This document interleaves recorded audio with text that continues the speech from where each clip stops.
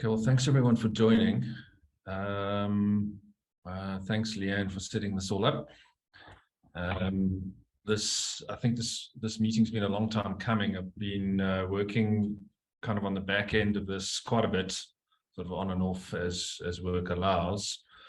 I've put together a couple of things. We've done a survey. Granted, it wasn't exactly a scientific survey, but survey nonetheless, and it kind of gave a good gauge of just the sort of sentiments towards design and charging for design in our industry. I'm happy to share that again if some of you haven't had it or seen it. I will review some of the points in it when I just start the presentation. I've also created just a sort of table of how I see costing a design or costing the design process would work, because design is not just, you don't just spit out a concept and that's it. You know, you do a concept, you cost it, you present it, there's generally changes. Then once it's signed off, there's technicals and all that kind of thing to deal with. So it's a multi-phase process. Let me just share my screen.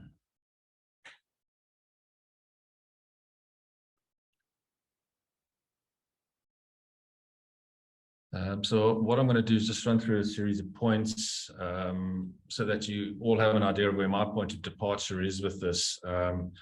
And the reason I started looking into this is just got thoroughly fed up with clients basically abusing our design facilities. We would get agencies asking us to pitch for projects when in fact what we did was a small part of their overall pitch, and our stuff was just being used to make their pitch look better. We've also had clients where, you know, we've been asked to pitch for a stand on Travel in Durban, for example, and they've asked 10 other companies to pitch. That particular client, we got the 1 year, but they were not loyal. They put it out to 10 people the next year again. There's no relationship building. They also took all the best parts of all the designs and got the winner basically to incorporate it into what the final product was, which it's just unethical at best. So what I'm finding personally more and more happening is that all of your designs and designs from other players in the industry are hitting my email inbox directly from clients or via agencies. It's happened in the last month, I would say probably eight times at least. I've had Jill's designs come across my desk. I've had Scan's designs, GL's designs. I mean, it's ridiculous. And as far as I'm concerned, it's pretty much as soon as I get someone else's design, if I challenge them on whether they're paid for that design or not, most of the time it's not. And if they say they are going to pay for the design, invariably they don't. So there's a whole pile of unethical practice going on in the industry, and it's just RP theft, basically. Just a quick background. I've chatted to a couple of sort of stalwarts of the industry, and in the 70s, design was charged for. It was non-computerized. It was all hand. It was a skill. And that changed when an industry player started doing free design, getting 3 quotes from producers who then kicked back 10% to him. And that basically changed the industry from that point onwards, because in order to compete, everybody else basically had to do the same thing. I entered the industry in the 90s. I worked for a company called IDG. And even then, design wasn't charged for. But I do feel that clients were generally a bit more ethical in those days, and the industry as a whole was much less of a fast food culture. So yeah, designing risk become reality through the 80s, 90s, and 2000s, and then we had COVID, where and I'm sure what happened with my company is probably what happened with all of yours, is I had to retrench all my staff. But we kept them all on a freelance basis. And when we needed something designed, I had to actually pay them. So it's not like I had the money to pay them, the client had to pay for the design. And it kind of really pushed home the point that, you know, why, I mean, there's exhibition companies out there that are producing design work and only getting a 30-40% hit rate on their sign-offs, which means they're having to foot the bill basically for the percentages that they're not getting, which is just crazy when you consider how expensive it is having a design department. I worked out from my own company costs. There's Irene.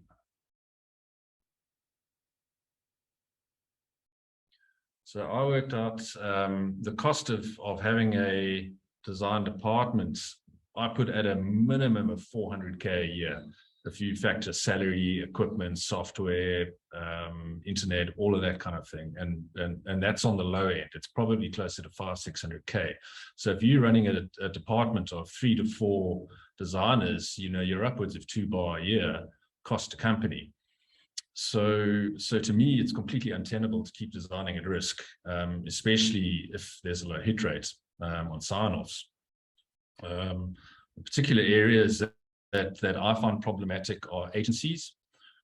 They tend to farm out. They also tend to mark up what we do excessively, and they're also very unrealistic with their deadlines. New clients can be tricky to deal with when you bring up the concept of rejection fees, and then of course tenders. And tenders is both big corporate and government. We personally completely stay away from government tenders because we find they tend to be, I don't want to say rigged, but there's generally already a service provider in mind, but there have to be 3 quotes, and that's often the case with big corporates as well. Sure, like us, you also get a lot of designs from, in particular, Asian countries. I don't know how it works over there, but we've had designs for one particular AAD client from about 6 different agencies who are spread from Tokyo through to Dubai. And it seems like they have a sort of fast food culture when it comes to design. I think they identify shows and clients, they churn out designs and hope for a hit. I don't see how that's profitable, but yeah, that seems to be how they're working. And then currently, EXSA in our industry, we generally have no linkage with any other professional association as far as I'm aware. So that would be the RID or SACAP or any other professional body, which has various implications. We did that survey. Granted, only 28 people responded, which I was a bit surprised by. I thought there would be more, but just a quick summary of some of the points is that 86% of the people felt that clients abuse the fact that design is done for free. 89% of respondents support the call to initiate charging for design, and 11% did not. 78% do not support design done at risk. 71% support splitting tenders into the design and then their production components, as is done in architecture, and I believe interior design works very much like that as well. And then 25% of respondents do not have a methodology to calculate design fees, which was surprising, because I would think if you're costing a project, or surely you know what your company running costs are and you know what your design is costing you. But be that as it may, that was the result. The kind of problems free design causes. So it creates a very low barrier of entry to the industry for anyone who thinks they are a designer and wants to build stands. So this is both good and bad, because a low barrier to entry means the industry can grow fast and nicely. But it's also bad, meaning that anyone can enter the industry, even if they have no formal training. It creates a low barrier of entry to stand builders who do not understand structures, venue, and health and safety regulations. And this we've seen firsthand on shows and what happens. It leads to the use of illegal software. It's also a lack of acknowledgement for the years of training designers have to go through, as well as the cost of having a design studio. It's led to poor briefing and supplier vetting by clients. Clients have become lazy. They don't do their homework. Some of the briefs I've had across my desk for extensive projects, I mean, one for a show at AAD was a one-pager with nothing about why they're at the show, what's their marketing purpose for being there, just completely lacking information. And the answer was, well, just have a look at our website to get an idea of what we're all about. And it's not how it works. Other problems it causes is IP theft, quote farming. So you do a design, the client then sends your design out to other people to do it cheaper, which of course they can do it cheaper because now they haven't had to do the design. It's lowered the quality of work in the industry as a whole, in my opinion. And as far as I'm concerned, I would say in the last decade, it's gotten much worse. The quality on shows is on a downhill trend. It's leading to price wars, which is leading to conflict. And it's also it's also caused poor payment and abuse of staff. There are far too many shows where companies are having to work through the night to complete stands. Yeah. Which I believe is a result of taking on too much work and undercharging for the work that's being done. So what I'm looking to do is put together a roadmap. I've got a broad overview of how I want to do it. I do need people to work with me, because it's not something I can do alone. I can't develop something and put it out to market. It wouldn't be fair, and it's a non-consultative process. And also just to clarify that what I'm looking for here is not to charge an additional design fee, because these are already incorporated into our costs. What I'm looking for is rejection costs. So if a client asks 3 of us to quote on a project and Joel wins the bid, there should be a rejection fee to the other 2 players for the time spent on that concept. We're not talking about the full design fee, we're talking about a portion of it. But I'll get to that in more detail shortly.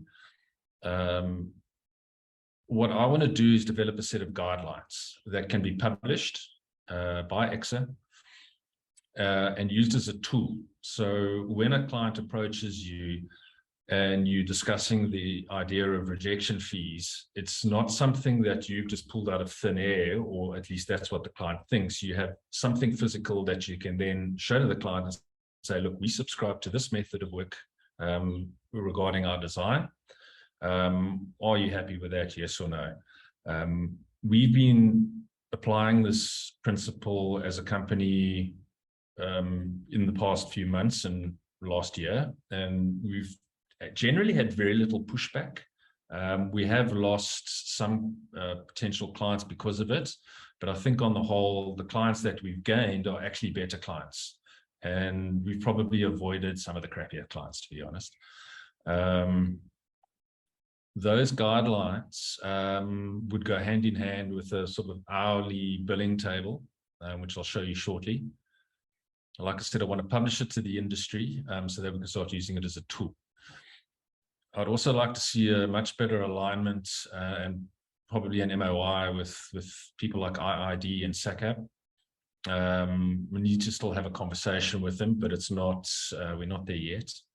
Because ultimately, down the line, we should be working similar to how SACAP work and the IID, where they basically have government gazetted fees. It's basically illegal for them to do work for free. But that is a long way down the road. There's a lot of work to do. So that's where we are at the moment.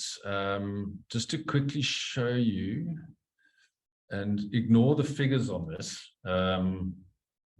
what I'm looking to do, or what I do internally, is I kind of break down the design system into what kind of stand it is and size, the sort of complexity, double stories, that kind of thing. And I've broken it down into a pitch stage cost, and then a revision 1, a revision 2, and that can extend, as we know, a lot more than that. And then you get into your technical and a total billable amount. So when we're talking about rejection fees, I'm talking about the pitch stage cost only. It's not the entire process down the line. So if I'm one of 3 pitching on a medium custom 6x6, and the client decides to go with someone else, I've got a rejection fee of 7,000 Rand. And these figures can be adjusted, obviously, depending on the project.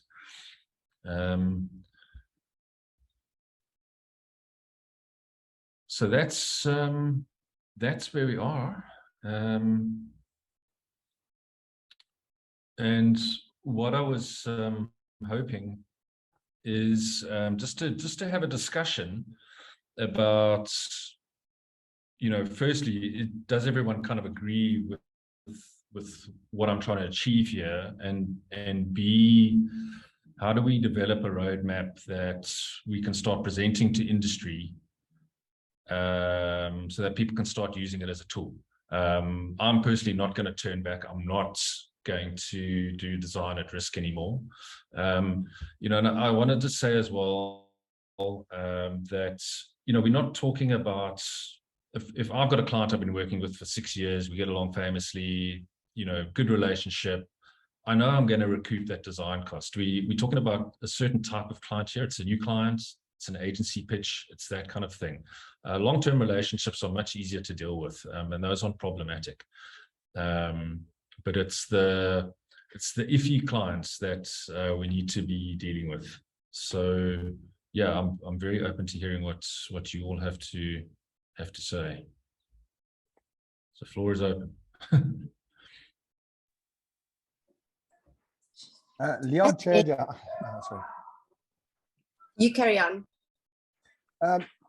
Just quickly, I mean, we obviously don't do designs like you guys, but we're also getting more and more requests. So it's quite interesting, your comment about clients being lazy. So anyway, a lot of people expect us to do the work, which we don't mind, but again, it's about payment. My concern with what you said is the structure. I mean, in principle, I think it's as an industry, we got to charge like lawyers and accountants. But yeah, wouldn't it be better to have a fee where we all charge a fee irrespective, and then if you want to discount it in the actual quote, you do that in the discount quote?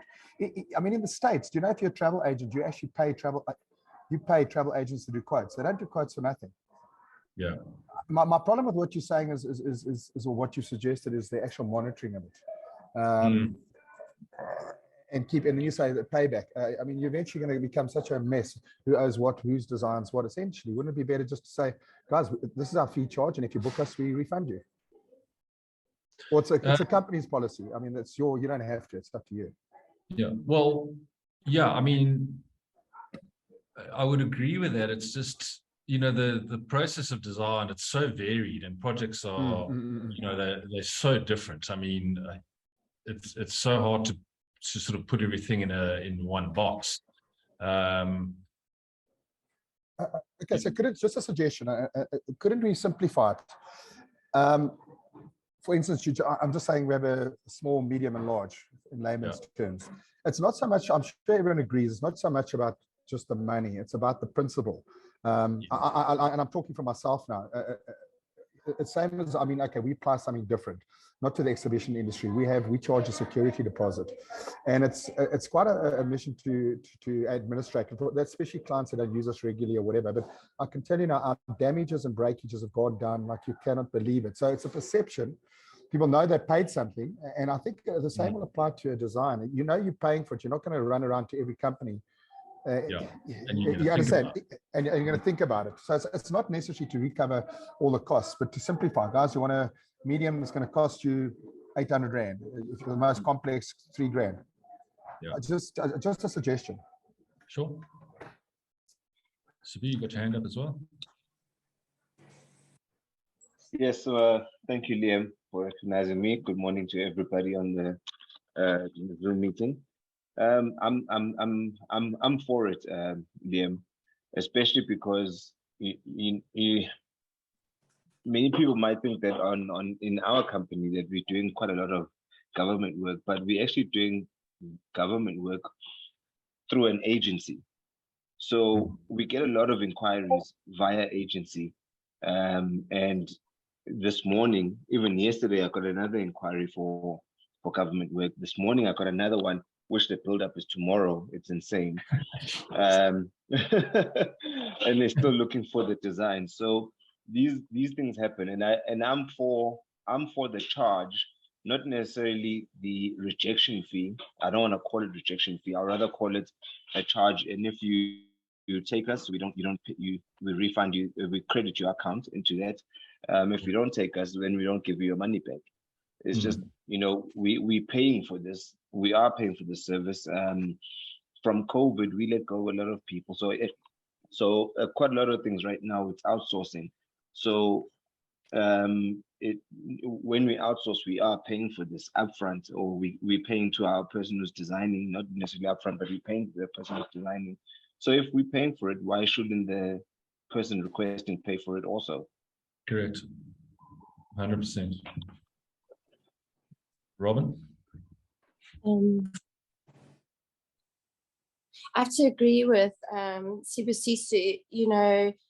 I don't agree with the rejection fee, because then you're still not charging for design. And the purpose of this is to start charging for design. I think that if an agency or company like yourselves are awarded the contract, they can pass a credit. But I still think that credit shouldn't be passed. I think that it should always be transparent that the design is a cost, and it's a cost of any project. Yeah. So that's kind of how we're approaching it, is that when we quote, we have a line item. It's the design and technical and all of that, and that is X amount, and we very upfront that that's the full design fee on a quote. But if you elect to go with someone else, then we're going to bill you X percentage or whatever amount it is of that. So I'm calling it a rejection fee, but it's still the design of the initial concept. But we don't go into, at that stage of it, we don't get into the sort of full technical for production or anything like that. So I think we're all saying the same thing. Yeah. But I think that get a project, and I think that it's better to show the design fee in the project so that they know always that the design has a value, and to rather have a bottom line discount on the project if you're awarded it. Yeah, sure. Yeah, I mean, just to reiterate again, it's not, if the budget for the stand is 100,000, it's not, I'm not saying, right, the stand's 100,000 and we're charging extra for design. Within that 100,000 is the design fee. Yes. Yeah. So yeah, I think we are saying the same thing. Yeah. Thanks. Yeah. Nick, got your hand up. Cool. Thanks, Liam. Yeah, I think from our side, obviously, we come from pure agency perspective, so we're the ones that give you gray hairs. But I think from we take, and I sort of said in the groups, like, we take a very strong line as well, similar to you, that should a design come across our table, like, we respect the industry to go, listen, there's has this been paid for, because of the fact that there's this argy-bargy, trying to run for the bottom line. From a pure agency point of view, and there's 3 points which are kind of, it comes to what Chad was talking about, how you run your business. But I think as an industry, the more we can sort of streamline it and kind of respect one another, I think it fits, it bodes well. And one of the things that is super difficult, because of the structure that the industry has, is that we don't play in the production space at all. So whatever production costs for us are production costs, and we make a couple of grand because we do some project management in the background and client management, but that's pretty much it. The only fees that we can get are design fees. We similarly split it up. So, well, on the back of that point, part of where we are at a large disadvantage, I'm going to call it disadvantage, not because I play the victim, but just because of the fact that it is the structure that there is that someone like I'm going to use you as an example, Liam, if you don't mind. Whether you have internal teams or not, you have the designer capability where you could then reduce the fees. And that comes back to the principle partly of what Robin was saying is, my suggestion is that if we're trying to return back to seeing design having value, and therefore in my mind, design should be charged, period. And I know you're calling it a rejection fee, and I appreciate that. What we're doing is we're like, it's a design fee. Whatever that fee is, 5K, 10K, 15K, it's like, that's the design fee. And you have to pay that. We're now getting to the point where they pay it up front because there's just no question about it. And that gets paid. And it doesn't matter whether, and that's concept only. So I'm very clear, it's concept only. We don't do technicals. And it's a case of that gets paid, period. If you were then going to go to 6 agencies and get concept from 6 agencies, that's up to you. But ours is the whatever that fee is. And I think that speaks to what you're trying to drive. At the same time, I talked to Robin's point of design has value, period. If you're going to take my time, you have to pay for it. You know, and then that's whether or not you choose my design or not. And then when it comes to the technicals, then I can fully appreciate the fact that you could then potentially suck that into build, because, you know, that's really part of that whole operational side where it's like, okay, listen, we've approved you, and then you can do with the technicals as you wish. Gotcha. So it's a little split the design from the production. Correct. Yeah. And that's what that does is it respects you, and you're in a special space because you have both, but like it respects you guys as the builders and kind of respects us as designers, saying, as the design agency, saying these are our specialities. And obviously we have JVs or kind of relationships with you guys where we say, okay, now we'll bring the design to you. But at the same time, it says, okay, even if we are pitching for the same job and we're both designing, at least it doesn't matter. There's a design fee in there, and then they like our creative aspects versus your creative aspects. I think that'll work. That works quite nicely. Plus it then drives that respect for real design. Sure. Gotcha. Thank you. If you don't mind, the other sort of side to it was, and this is really, really difficult, because it boils down to relationships, is that, and it's a very, very sensitive subject, is at the end of the day, you know, we're fighting this, or we're not fighting, but we're trying to drive this change, which I really, really appreciate, and I'm 1000% behind. The interesting one then is when it comes to those relationships, how do we find, interesting enough, even with long-term clients on our side, we do the same thing, where we use the same process.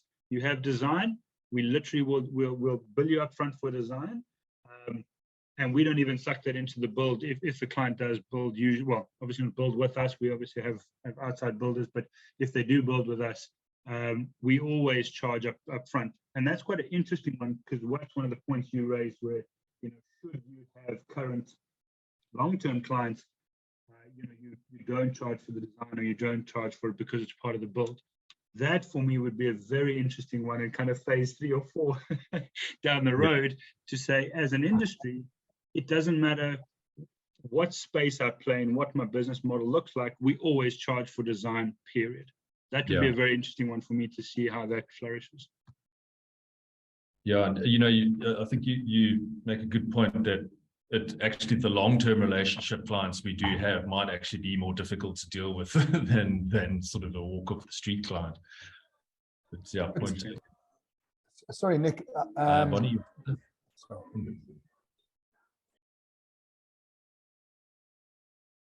Bonnie, you had your hand up. Did someone want to just finish up there before I start? I think Chad was jumping in. Jumping the queue. Hello, Bonnie. Sorry, I haven't seen you for years. Hello, Chad. How are you doing? Sorry, good yourself. Mr. Tequila, finding you. Good to see you back in the industry. Sorry. Thank you. Just quickly, Leon, again, you know what? We talk about relationships, but at the end of the day, is people got to pay for it stuff. You can't, we had to in business to make money. And I think, I'll give you an example again, our trucking company. I mean, I've been overseas with these guys. I've been to Italy. They invite me all the time to rugby. They will not, they know me personally well. They will not let any of my jobs go out unless the money's in the bank. Sure. Or maybe that's a bad reflection. Maybe that's why they don't. But and I don't get upset. I don't. If someone asks me payment or asks me for something to pay for a service, I don't get upset. Where I do get upset if I'm not advised of the cost beforehand and then Correct. we're told afterwards. And I think that's the problem. But as long as people know what they're in for before you go ahead, and I really don't think people have to understand. You're running a business, and same as I tell my, so let's say you've got a client, ask them how they run their business. I do that all the time. I say, so what do you do? IT company, do you charge when you get called out? Yeah, every time we get called out, someone comes and fixes our printers, we pay. I mean, that irks me a little bit, but it's their time. We've got to pay for it. Correct. So, yeah, one of those things. Mm. If I can make a comment, maybe it's a bit controversial. I think, and I'm happy to be taken out because of that, because I travel quite a bit, and I think as South Africans, we're still under the belief that we've got a long-term relationship, or we don't want to lose the client, that they don't have to pay for something. In the States, Australia, and all over the world, they don't take shit from clients. You pay or you don't, it just doesn't happen. Yeah, it's a business. I think that's where we're too emotional, if you ask me, from a point of view that everyone's so scared they're going to lose a client. Well, sometimes you've got to take the step and lose that client and teach it. Yeah, I mean, to be fair, I mean, this adopting this kind of pay for design philosophy internally here, we actually managed to get rid of some rubbish clients, to be honest, which has been great because they were hard work before. And I think the fact that they wouldn't want to agree to follow this process just sort of showed up a lot.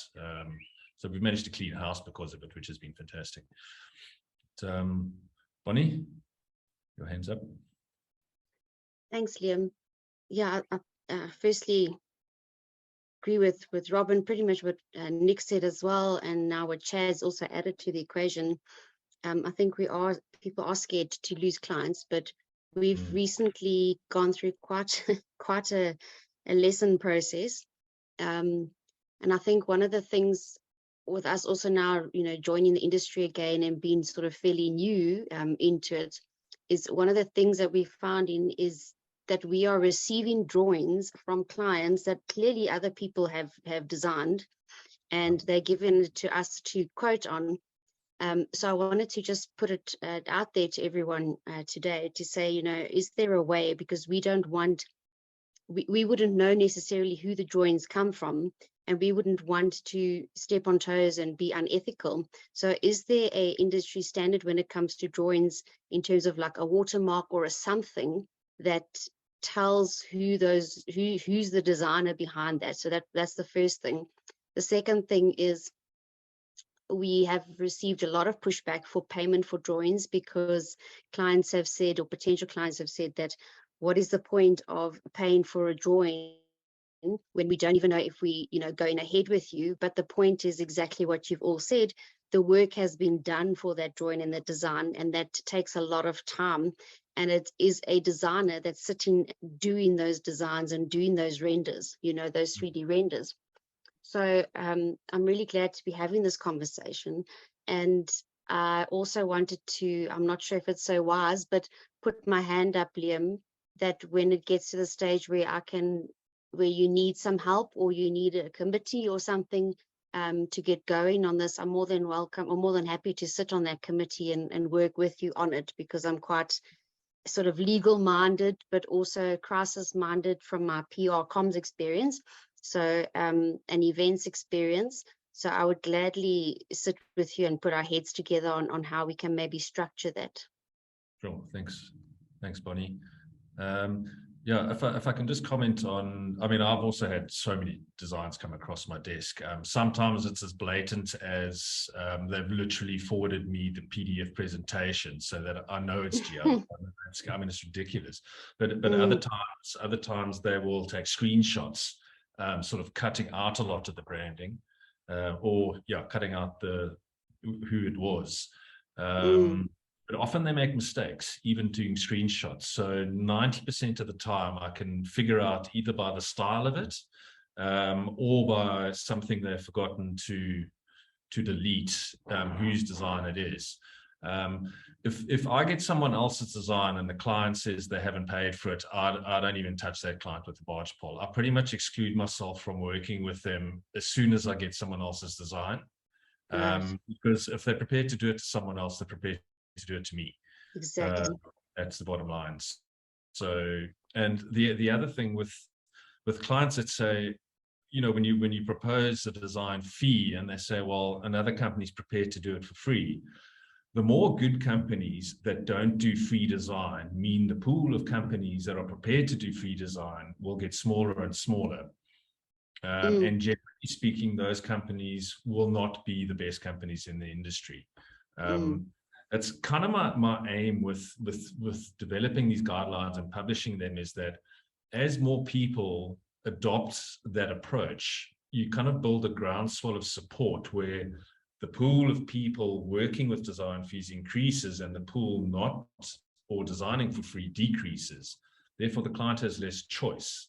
And by having less choice, they will have a lower quality of results and probably be more likely to be let down. And hopefully, the clients will be educated that, EXSA members and design fees and what have you is actually a good thing, because there's more reliability there. And that, I think, is the goal. And that better reliability increases the quality of product being delivered, and it's just better for the industry as a whole. It will attract more players and what have you. Whereas at the moment, it just feels like it's on the skids. So, Jill? Yeah, thanks. You there, Jill? Got your hand up. So that's Andrew, sorry. Oh, Andrew. Liam, just first off, I think this is a great initiative. I think this is long overdue, and we have been talking in the industry for a long, long time about charging for design. I think the structure and the way we're going about it is great at this moment in time, but I honestly believe the way we introduce this into the market and the communication that goes with it is going to be the critical part. If we don't get on board a good portion of designer companies, I don't think this is going to work. We need to have a good majority on board with this initiative, and that they sign some type of document to the guidelines saying that they will not do a free design going forward. And again, yes, there must be rules and regulations around that.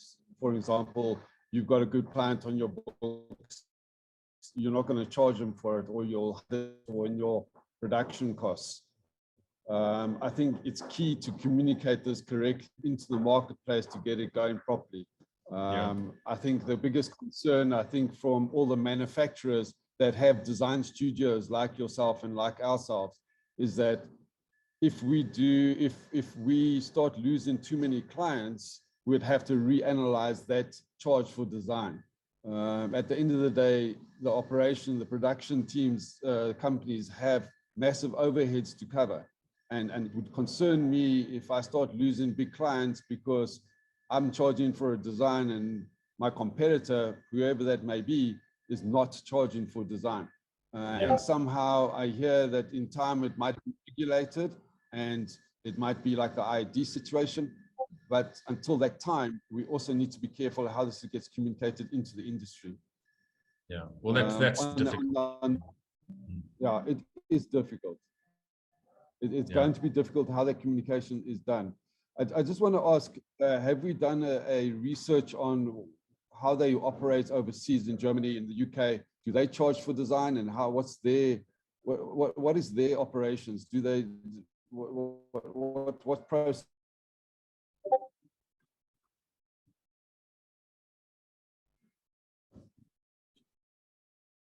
Sorry, Andrew, I think my internet went down there for a sec.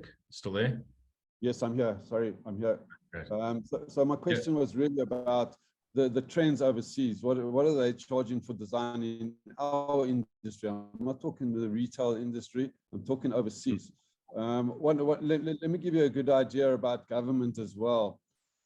Overseas, when the government asks for projects to be done, they issue two tenders. One is a design tender, and they appoint the designer first, and then they issue that design into the production teams. I think that's a good idea to try and assist resolving the issue around design instead of 20 million people pitching on one tender for design and production. I think that's a good way of operating it with our government and government tenders. But I know overseas, I've encountered a lot of contractors overseas, and they don't charge for design. You can contact somebody in the UK now, and I haven't came across it. Except maybe 2018. I've spoken to a couple of people overseas, the Netherlands, the States, in some Asian countries, and it varies. It depends on who you speak to. I've just done a project for a company, or an agency rather, that was exhibiting at a conference in Korea, in South Korea, Busan, and I got hold of 3 stand builders. 2 of them would charge upfront for design. Similarly, the United States, I worked with someone last year. There was an upfront chat about design fees then. And then also 1 or 2 people in Europe I've spoken to, one in the Netherlands, one in the UK. They're also adopting a charge for design fee, or if they do not go ahead with them, then there's a fee for the work done. So it varies from country to country. I mean, if you go to China, I mean, like, you ask one company to quote, you're going to get 20 different quotes from 20 different companies, because there's just so many of them vying for the work. So it varies considerably. I honestly believe that there's for us as a company, there's 2 elements that we need to look at with regards to design. One is the design fee and the initiation and how we get this into the marketplace. But I think what you also need to look at is IP theft and the consequences of IP theft. Overseas, they take 0 tolerance on it. In Germany, in particular, and in the UK, they don't. There's 0 tolerance for IP theft at all. And I think we need to have those 2 boxes opened, and somehow we must start talking about IP theft and the consequences of it. And it's all, we operate like you. If we get a drawing across the desk and we know it's from someone else, we tell the client to leave. We don't want to deal with clients like that. But there is companies out there that will take your design and will build it and will just change it slightly because that's what the clients. And there somehow we need to start talking about a process of what's the consequences of that IP theft. Yeah, look, I mean, Andrew, if someone blatantly built a stand we designed, like literally, and it was exactly what we designed, I'd probably call a lawyer and bring him down to site. I mean, I don't know. I mean, how much has that happened in the industry where it's been as blatant as that? I haven't heard much of that kind of thing going on.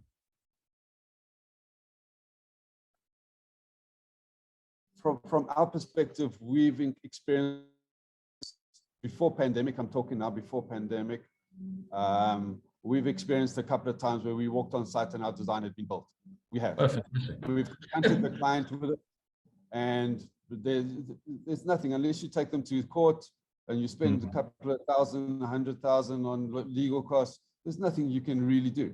It's going to cost you to deal with that matter. And that's why I'm saying there needs to be a consequence to the company that actually stole the IP, not the client. Yeah. I mean, you can't even publicly shame them because that's defamation and it becomes messy. Yeah. Chad would. Absolutely. Hey, I heard that. Jacques, you got your hand up there? Oh, unmute. Okay, so I don't know if you guys know me. I used to be the head of design for 3D back in the day. And I started my own little company, but I do lots of design work, architectural and engineering and whatever. But there's all the other industries, they pay. I mean, there's different rates. Some of them are square meter rates. Some of them are actual structural weight rates. There's all weird kind of things. But I mean, we're the only industry that's free. And I mean, I do a lot of work for agencies and stuff, but they pay. Yeah. That's the thing. The agencies that I do work for that does not pay, I've got an agreement with that they give me all the work. So Okay. so I'm the only designer and I get the work. That's it. So that's kind of the deal I have with them. But I mean, it would be beneficial if we as an industry are structured and it's not like a guessing game. What are you going to do? And the next guys, it's just a bit, even if it's just a guideline of how to approach this in a way that you can fall back on it and they go like, well, this is the industry guideline. You can physically pull it out and put it in front of the client and say, well, this is kind of where we're at. This is in the baby stages, but we're going in a direction which is fair. I mean, you guys don't do work for nothing, so why should we?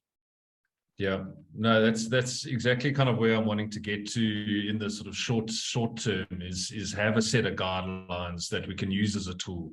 You know, like I said, the more companies that start doing this, and the more, you know, if someone asks myself, Nick, and Joel to quote on a job, and send a brief through to us, and we all go, well, okay, client, that's all good and well, but please note that we subscribe to these particular guidelines regarding design, and there will be a charge for the concept upfront.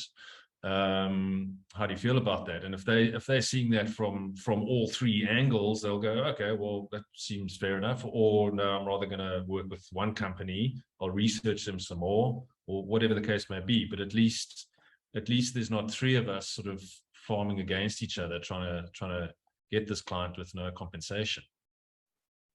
So yeah. No, it's all good. No, I'm on board with the whole idea anyway, so it's all good. Okay, fantastic. Thanks. Okay. All right. Leanne, I think you had your hand up, then I'll come to you, Nick. Thanks, Liam. I just wanted to say, first of all, thank you to you for everything you've done. I think you've done an amazing job so far, and I know you're very passionate about it, but I think the fact that you're willing to share with all of EXSA, the industry, is phenomenal. So a huge thank you, Liam. I know you don't like the spotlight that much, and you probably feeling very uncomfortable right now, but a really huge thank you to you for your ethics and your morals and always sticking by the high ground, even if it costs you your customers. And then a few weeks ago, we did have an incident. Myself and Liam sorted it out quickly. But just to let you know that, yes, an EXSA member was involved. The same situation as you had, Bonnie. It was sent to one of the members and they were asked to quote on somebody else's drawings. So the person did a quote, but said to the client that designs would not be accepted, which is the right way to do things. So I'll quote you, but not going to use your design at any stage, and we will have to redesign. And at the moment, capacity is the biggest problem for everyone. So I think there is a huge shortage of designers in the industry. So now is the time for us to strike while the iron is hot, because people need quality designs. And you can see that a quality design versus a design that is not quality on the exhibition stands, it's immediately out there. You can see it, it's in front of everybody. So you can see the people who have taken the time and the effort and done good designs versus those who haven't. And we're getting a lot of complaints from organizers about badly designed stands, but we can't do anything at EXSA because they are not members. So if that person is a member, we've got the recourse like we had in the situation now. We examined it, we spoke to both the client, we spoke to the company involved, we sorted it out, we got it done quickly, effectively. And the problem there lay with the agencies that are obviously just sending out designs haphazardly to anybody because they're getting them. And that is also where we need to start focusing. So if we put it as regulation and part of our ethics in terms of this is your contract with EXSA and you will endeavor that you don't copy anybody's design work, then that is the EXSA way of doing things. But then the only way we can have recourse on that is if the person is an EXSA member, and that is the challenge we've got. So unless we have a rule or a law such as the IRD, we cannot go and enforce anything without that. So there, Andrew, your sentiments are spot on. We need the support of the entire industry. But the only way we can have backup is once we've got specific rules set in place. And once that is done, we've got a way to move forward. So this is the starting point. And anybody, and thank you for putting your hand up, Bonnie, to help Liam. But anybody who's passionate about it and wants to work with Liam on it, please put your hands up, because this is the time that we need the industry to come together. And it's so apparent that I'm getting work, I'm sending out now, as soon as this meeting's finished, more work for EXSA members from another department who is looking for tenders. So it is so evident that the quality of work from certain organizations are far better than from others. And there is a huge divide at the moment, especially in design work. And that's what I'm getting from the organizers, I'm getting from the venues. So I'm sorry that none of the venues are on board today, but they have also said that like the more high-end companies, the people with more experience are producing far better quality at the moment. And that's what we want. That's where we want to go, in that direction. So, but Liam, a huge thank you. No, most welcome. Thanks, Leanne. Nick, I think you were up next. Yeah, thanks, Liam. Just to echo Leanne's things, thank you very much for driving this. I really appreciate it, especially from our side, so thank you. I think I've got a couple of points, if you don't mind, just to kind of sort of from the last couple of speakers. I think we've got to kind of a bit of a perfect storm at the moment. You know, COVID's been a bit of a blessing in disguise, similar to what you said, Liam, where, you know, many companies don't have the, you know, we've let designers go, they're sort of running on their own, but we know the quality of the design and we can then bring it through. So I think it's part to Leanne's point of the fact that, you know, now strike while the iron is hot. Like things are now happening where we are in a position where we can say, listen, okay, this is now time to drive it. So I think from that perspective, it's brilliant to keep the momentum. Things are starting to open up, which is great. And then, you know, it becomes a bit of a bun fight in the future. So I think now is perfect to drive it. On the back of that, I think the partly what Leanne was saying as well is the value of EXSA, or being an EXSA member, now is starting to increase. And I think that is critical to supporting what Leanne said, where at the end of the day, being an EXSA member equates you to a certain value or a certain level of delivery or a certain level of quality. And I think as soon as we start getting that and driving that value, which the whole of the new board is, so there's no question that's already happening in the background. And as that increases, so being an EXSA member, number one, is slightly more difficult to achieve, and number two is that the quality and the reputation comes with it. So I think all those things are kind of really coming to fruition nicely. One of the other points I had was just with regards to the number of designs. I mean, we did just slightly before COVID, strange enough, we did a calculation. I think we had 1,200 designs at the time that had been done purely for free. Now, if you calculate them, and all lost, not even, you know, we didn't even get those jobs. You know, you calculate the number of hours that went into that at anything between 8 and 16. I mean, Liam, to your point, you literally have millions of rands that were lost. So at the end of the day, you know, that's one of the reasons why we then, when I joined the business, we turned around and said, right, design is paid. And at that time, to be fair, it was extremely difficult because it was pre-COVID. Now we find it a little bit more easy. Yeah, again, clients need to be educated. They kind of sort of step back a bit and go, but why? And I'm like, well, this is our policy. You know, take it or leave it. We do have a really cool, thankfully, because we're in the space, we have a really cool pitch deck of stuff we've done in the past. Plus, it was 1,200 designs, so we got lots we can show. But so we got a really cool pitch deck, and that sort of, for me, my conversation to the clients is. And it's a lot more, Chad was talking about the emotional thing we have in South Africa.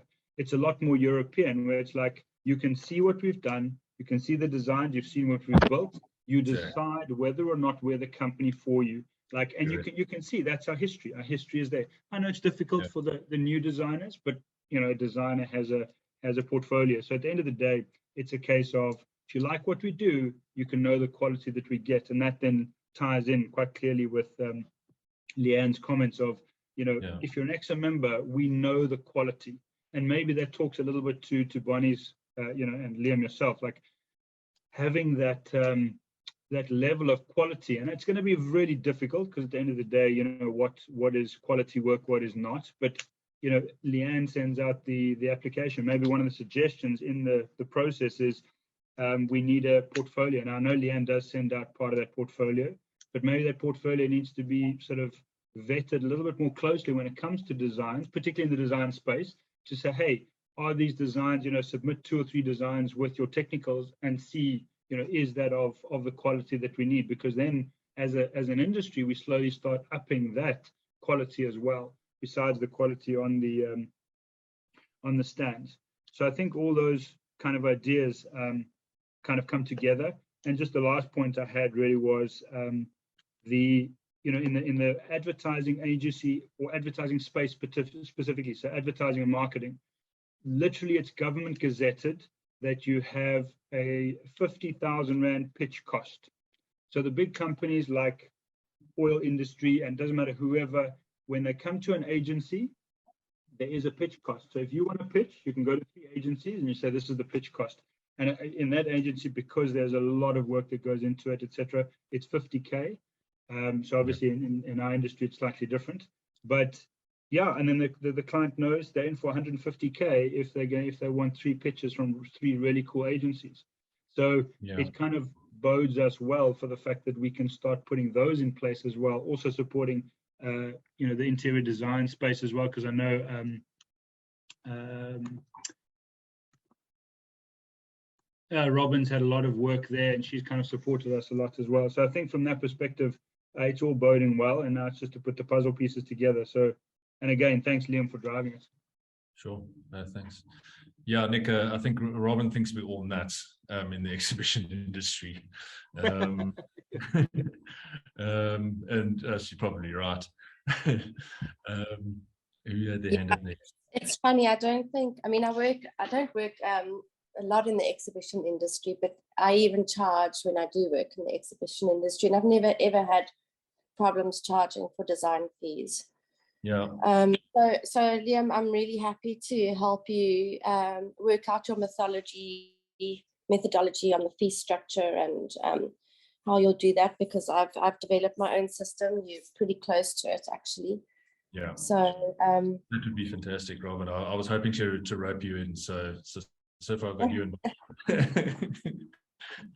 But it's I think to get a sort of a basic thing in place, it shouldn't be that hard. It's more getting everyone to agree with the numbers and that kind of thing, I think. But I think it's far enough down the road for it to move fairly fast to a point where we can start to use it. But yeah, we'll definitely touch base on that. Yeah. Who's next? Chad, did you have your hand up again? Yeah, I'm trying to be polite, but you made a big mistake. You didn't ask Bonnie or Robin how much they're going to charge you. And I believe they're quite expensive. I've had drinks with Bonnie before, so yeah. If I could just digress.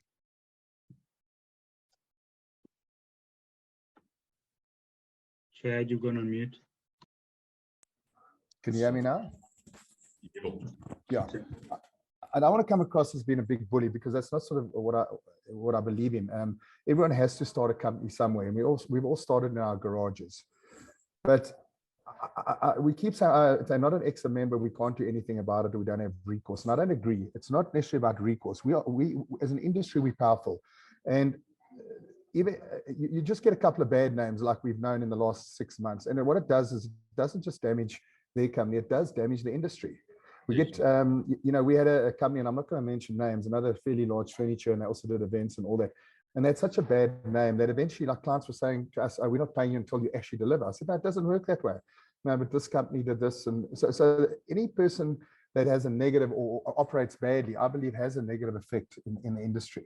So what I would like to personally is obviously we've got to be careful. We don't want to be seen as a bully and you have to adhere to us or you have to be a member of EXSA. But I think we should, if we do find someone that is transgressing or operating ethically, we should maybe just send them a nice letter and just say, listen, this has come to our attention, and almost try and give them guidance. But for me, what's important is to let them know that we know about the way they're operating. I think after all, we all say it's not my problem, or they're not EXSA members, there's nothing we can do. I don't agree. I really think we can actually do something, be a bit more sort of forceful in that, or stronger in that area. I actually agree with that, Chad. That's a very good idea. Maybe we should discuss that. Sabu, maybe we can talk more about that with the board. Yeah. And just, I'm sure you guys are also on that group. I had a bit of an issue with someone. And I have chatted to lawyers, and I do agree. Who else was putting on the group? We don't want to become it doesn't want to become a group where it becomes a slanging match or whatever. But I don't think there's anything wrong with just saying, hi, guys, please, before you deal with Chad and Inspire, just contact me. Because obviously people do have disputes, and there's always sometimes 2-3 sides to the story. And I've been on the receiving side very badly. I don't know if you guys are EXSA members, about when I started First Impressions. A letter was sent out saying I was stealing stock and all that, and EXSA actually distributed that letter. I mean, I could have taken EXSA to the cleaners. I mean, there was no grounds. It was just a personal issue from an ex-partner. But so you do have to be careful, because people can use it to be vindictive, whatever. But I think if we just make it a group where you cannot be, there's got to be certain rules in place where, and maybe even if get someone from EXSA to go phone the client, say this has been happening. We had a few people complain, and we just, you need to pull yourself right. You can't phone clients, they're members of EXSA, we all agree, we all got a protocol. You can't phone them and expect them to deliver stuff and not pay, and then start shouting at their staff and tell them how rude your staff are because they won't deliver something because payment hasn't been made, or they start accusing us of holding them hostage. I mean, imagine going to Woolworths and walking out and getting stopped for payment and tell, oh, you're holding me for hostage. It's almost like there's no reality in this industry from a business point of view. Every other business has reality. We don't seem to have, or people, our clients don't seem to have that reality. Yeah, well, I mean, look, I mean, it's up to the industry to change that perception. Agreed. But agreed. But I think we need to stop saying, oh, they're not EXSA members, there's nothing we can do. I don't agree with that. Yeah, that's very much my view as well. I mean, we're a member of EXSA, and I appreciate what EXSA brings, but I always talk about the industry as a whole. Because EXSA can't exist without the rest of the industry, members and non-members. So it'd be nice if we had everybody as an EXSA member, but that's not the reality now. So we've got to work as an industry. But Liam, on that, I think if we get more vocal, so I'm carrying on a bit, is that we will get more members, because the problem is people don't. It's an age-old story. I mean, I've been sitting on committees since 1995. SATs and all that, and it's the same thing. People bitch and moan, but they're not willing to do anything themselves. And I still maintain you cannot take away the power of networking in this industry. And EXSA, if I have to say, EXSA is brilliant for that. It's the best platform. But if we get a bit more vocal, and we seem to be taking sort of a stance on certain things, I think we will get more members. Yeah, agreed. Andrew, your hands up again, or Jill? Thanks, Liam. I just want to bring some other points to a light as well. Obviously, within our industry, we've also got agencies that don't have operation, and they don't have a design studio at all, but they have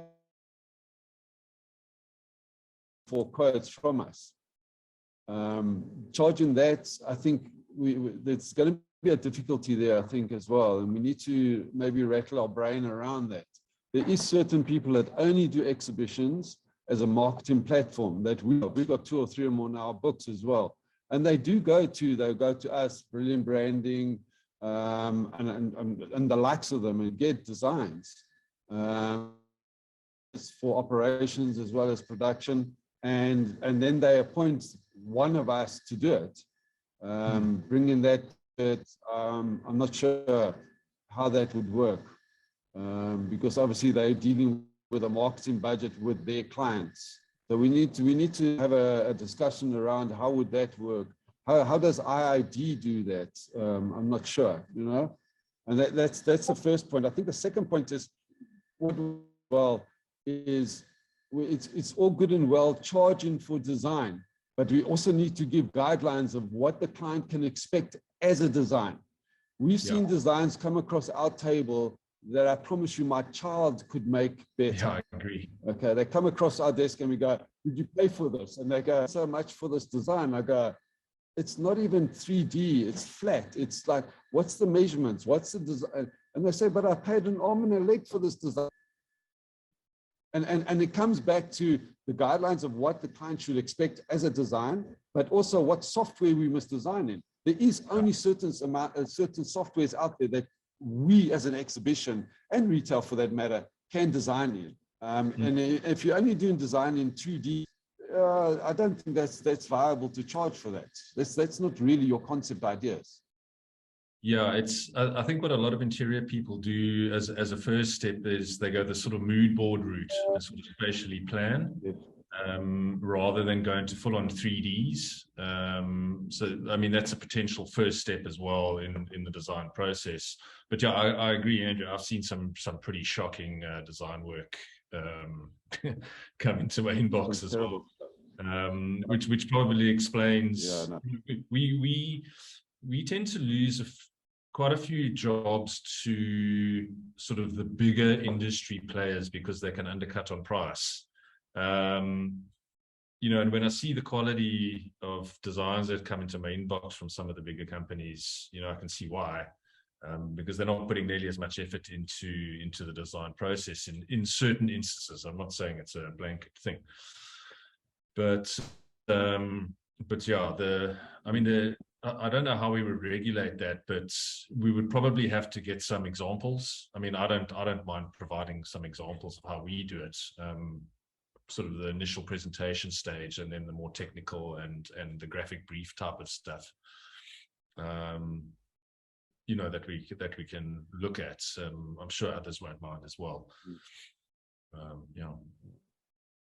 I think, Liam, it's important that the client has guidelines of what he's paying for or she's paying for, because it's all good and well 10,000 Rand fee out there for a concept if it's a mood board and that, but what does that entail? What guidelines can they have to measure against? Because if they're going to go out and get 3 quotes and then they get charged 7,000, I'm using the number 7 times 3, that's 21,000 Rand of their budget that's just gone.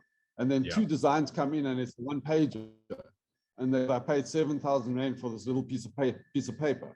We need to put those guidelines out there to emphasize, guys, this is what you should be getting for your money worth. The other point that on the theft of IP, I find it very strange and very difficult to accept, is that you walk on site, you can see somebody's built your design. It's your design, but they've changed like the reception counter. Instead of doing a straight angle, they've done a curved angle. But the CNC is exactly the same. The logos are all in the same place. And they say, but I've changed the design a bit. We also need to have guidelines around what is stealing of IP. You know what I mean? You can't take somebody's other concept idea and just manipulate it and change textures and floors and finishes and say, now it's my design. I have difficulty with that as well. That's very tricky, that part. But I do agree. I mean, we can definitely put together a set of guidelines for what is the minimum standard for a presentation for a 3x3 system build stand. So, you know, X amount of perspective, it's created in this software. Here's a list of software. It's got plans, elevations, you know, whatever. So if the client's getting a 1-pager, they know they're being conned, basically. I think we're almost done. Nick, you? Yeah, thanks, Liam. I think some interesting points there. I think it all boils down to that quality again, and it's challenging because you don't want to sort of slate design versus whatever, you know. But I mean, I've similar, and sad enough, particularly from the larger companies, is the designs that are coming out are either stock standard or they are just, you know, and they're not of the quality. So I think there is certainly a and I'm also very sensitive from a design agency point of view. We don't have the beast that is production, and I really appreciate that production is a hungry beast. You have millions and millions of rands of equipment. You've got multiple people working in there. So at the end of the day, design becomes a loss leader. So from a business structural point of view, I can fully appreciate that larger businesses have it as a loss leader, because it's just really adding, it feeds the business. It's what OUTsurance does by paying you $1,000 by just giving you a quote. Because at the end of the day, they know that cost per click is far cheaper than, it's far more expensive to get a new client by getting you on board with that £1,000. So at the end of the day, I can appreciate where it is, and it's going to be an interesting one, particularly to drive the larger players. To one of Andrew's points, I think the reason why there's so many few people on here, it is sad, but at the same time, like literally we're moving the Titanic. Like the whole industry, this is how we've been trained. One of the big guys in industry, excuse the language, but he calls them rules, which are bullshit rules. And this is a bullshit rule we have to change. It's something that everybody lives by. It's something everybody is like, this is what we have to do. No, it doesn't have to be. And I think the big point comes down to, at the end of the day, from a design perspective, it makes sense for everybody, because you have work's being done and work's being paid for. So it makes pure sense from a business perspective. It really is talking to those larger, Liam, like yourself. That's why I love the fact that you're driving this, because you're in that particular boat, where it's a case of, I have a production, I've got millions of rands of product or machines sitting in the back room, where I've spent millions of rands on those things. Every day they're not working means that I'm not making a rand on them.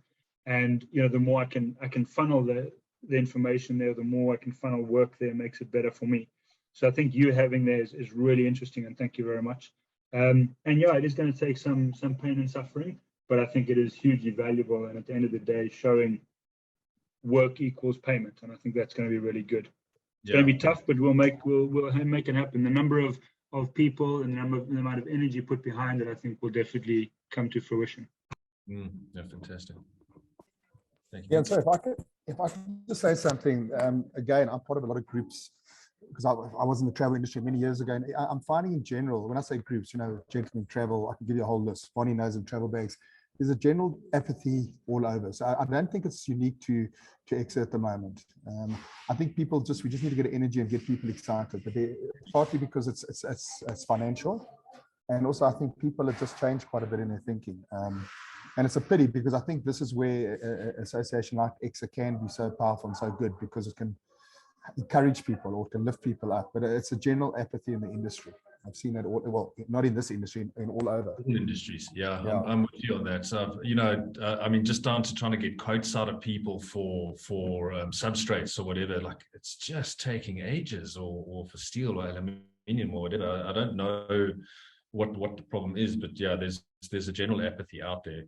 I think what we're trying to achieve here as well, it's not a quick fix. It's going to take time. It's a slow burn. You've got to kind of build it up and push the adoption of it. So it will definitely take time to onboard people. Leanne, your hands up. Thanks, Leanne. Yeah, I just want to respond from an EXSA point of view. I understand that if anyone's got a personal issue or whatever with EXSA, that is something that we can take offline and discuss. However, we need to have a body that puts this in place. And if there isn't an official body, the industry won't be able to come together and enforce things. So you have to go through someone, and EXSA is the perfect grounding for it. And Leanne, you have done everything you've done, yes, on behalf of the industry, because we invited the whole industry today to this discussion and the starting points of it. But it is something that will affect EXSA members, because it has to be legislated. And in order for it to be legislated into a format, it will have to start somewhere. So that will start at EXSA, because of the nature of our association. And as Chad said, there are many associations that you can be part of, or whatever the case may be. And while we are for the greater good, you saw the whole industry saw how we picked up tools and we worked together. We did everything we could during COVID for the entire industry. We have to look after our members too. And we have to make sure that everybody is protected and everybody has equal opportunity as an EXSA member. So I speak very much as an individual as EXSA, because I have no qualms with anyone. I'm a what you call it, Switzerland. So it's not like the office is the issue at all. But the industry needs to understand that if they want, or they're going to be involved in something like this, it has to have a starting point at EXSA. So that's my point. Thanks very much. Cool. Guys, I also need to shoot fairly soon. So, two more hands. Nick, you're up. Just quickly, we are recording the thing, I know, but also the chat comes as recorded as well, because I think there's quite a lot of valuable points in the chat. Or you saying it is? No, I think it does get mailed to you with the recording, if I'm not mistaken. I don't work on Zoom much, but Leanne, maybe you could just check it, or maybe we could just take a quick screenshot of it. And then the other one, just very quickly, Liam, is I think, part of, and people have been talking about it, the fact that, what is the value of design, what is good design, etc., etc. Part of EXSA, I think we need to have a design section, which is like, this is what good design is, this is what good build is, and, kind of have maybe people in the industry just supplying some information that the EXSA website becomes a website of expert knowledge. It'll help SEO, it'll help, so when it's like, what is good design, which designers do I choose, etc. Having the EXSA website as that will definitely help educate. It's about educating clients. So then you don't have people walking in saying, I just paid 40 grand for a sketch, which Andrew refers to. So, and he's right. I think that's one quickly. Yeah. Okay. And Jackie, last one, Jackie. You're going to close for us. Liam, thank you so much for driving this and taking it on. Really appreciate it. My question is, like Shutterstock, if you want to print something off Shutterstock, I think it's called, you get a big, bold graphic in the middle of it saying that this is Shutterstock. So actually you can't really use that design, and maybe that's something we've got to look at, is that when you send somebody something, is if it's for free, they're going to get some large ink thing in the background that they can do nothing with. They can sort of see. Well, if you want to see the whole thing, then you've got to pay to see it. And if you use us, as you said, then that becomes part of your build fees. So I think there's many ways to do it. And I think also if you're confident within your product, then you're going to be charging for design fees. Like Chad said, there's not one service person that comes to your office to fix or do anything that doesn't charge a call-out fee. And I think that's pretty much got to be your call-out fee. If you wanted me to draw, you've got to pay that fee. Correct. And if it's people that you're going to say, okay, but you could lose business. I think, if 10 of you stand together, there's 17 people on this call. If 17 people stand together, that's 17 people that they're not going to be able to get their drawings through. And they're going to land up with really bad and nasty. And then the venues, I think definitely we can put the venues or even the organizers that actually, sorry guys, your design does not match what our show is about. So take it down, move out. And maybe that's something that they've got to look at, that the organizers will not accept bad quality stands in their venue because they're a 5-star organizer that's putting on a 5-star show. They expect 5-star quality. The last one is the Poppy Act. The Poppy Act protects what we put out. Maybe we need to see if within that Poppy Act, this is my work, you can't steal it. It's like the movie. You can't go and steal somebody else's movie. There's rights, the same as music. You can't steal somebody's music. You've got to pay for it. So there's a copyright and a law that protects that. So I think it's a matter of, I think there's a law out there. We just haven't gone looking for the law that's actually going to protect us. And I think at the bottom of the diagram, maybe it is the Poppy Act that we put at the bottom of a diagram. You're not allowed to share this because this is protected by the Poppy Act. This is my collateral and you can't share it. And if you do, well, then then maybe there's a Poppy Act that can protect you from that. So I think there are avenues to look at it, and maybe it's really looking into the legal route. That can be something fairly simple. Cool, noted. I'll definitely look into that. Thank you. Okay, I think we should call it 10:30. Does anyone have anything else to add, or I think I can close up? Yeah, thanks everyone for attending then. The recording will obviously be made available. Leanne, I'm assuming you will do that. I will touch base with Bonnie, Andrew, Nick, just a bit more. I'll share sort of the nuts and bolts that I've developed thus far. I'd like to send it to you all and then just get your comment on right, how do we now take this another step further that we can then put to everybody else in the industry. So yeah, thanks everyone for attending. I really appreciate it. Great. Thanks, Liam. Thanks, everyone. Yeah. Thanks again for everybody's time, and thanks to you, Liam. Thank you. Fantastic. Yeah, thanks, Nick. Thanks, Bonnie. Thanks, everyone. Have a good day.